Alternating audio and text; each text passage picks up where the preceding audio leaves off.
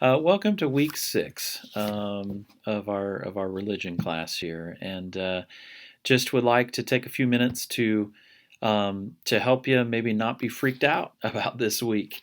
Um, so not necessarily going to look over or maybe even talk about your assignments, but because you can look at the context page and know that. But this is the week where we really get to dive into what we always refer to those Isaiah chapters.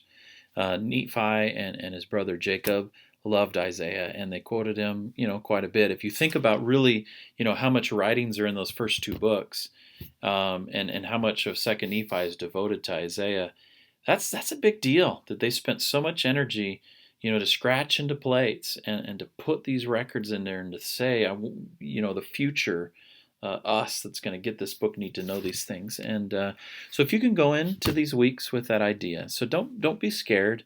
Um, a lot of times we'll just try to pound through it, or we'll just say, there's no way I can ever understand Isaiah, and that's a disservice. It's too bad. Are you going to be an expert in 2 weeks? No. Are you going to learn something in the next 2 weeks?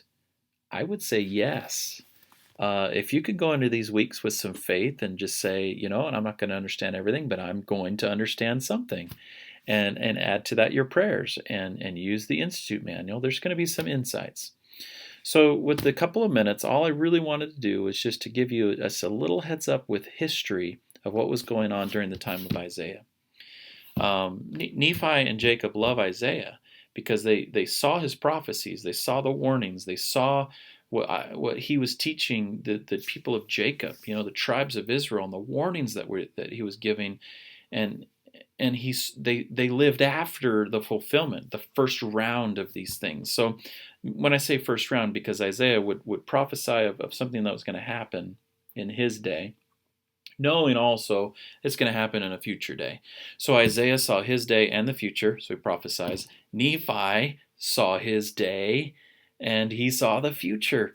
And so these guys are companion prophets and just saying, okay, we're going to tell you what's going to happen if you don't listen today, and it's going to be a type for something that's going to happen in the future. So here's as basic and as general as I possibly can make it, so that it would be helpful. You've got the major kingdom of Assyria during the time of Isaiah. Assyria is the bad guys, right? They're the bully on the block, and Israel is scared because they're a teeny little kingdom compared to owning, Asia and Europe and all this area. And so what Assyria is doing is they're coming in because Israel hasn't been keeping their covenants, and as they're marching down and conquering kingdoms and beating up cities, the king at the time does go to Isaiah and says, what are we going to do? He's like, turn to the Lord, trust him, keep your covenants. And there's the king, and he does. And what's amazing is that they come all the way down and they surround the city of Jerusalem, and in the middle of the night, the destroying angel comes and nukes all of Assyria. Tiglath-Pileser the third, I think it was. Sorry. But the king of Assyria, all his people are destroyed. And he wakes up and he's like, what the heck? And he just shakes his fist. And he's like, what have you done? And he limps off home. And so Isaiah is always prophesying, saying, come back to the Lord, turn to the Lord. And then, here's some future prophecies, see the Messiah, look at what he's going to do. And when they did, their covenants, saved them. Now later on in Isaiah, Babylon then becomes the powerhouse, and they come in.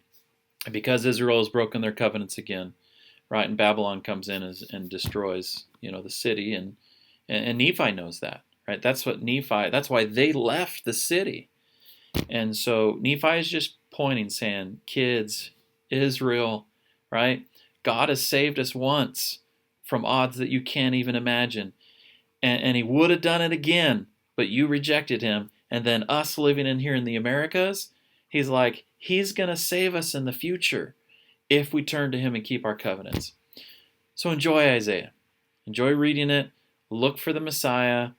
Understand this teeny bit of history and love it.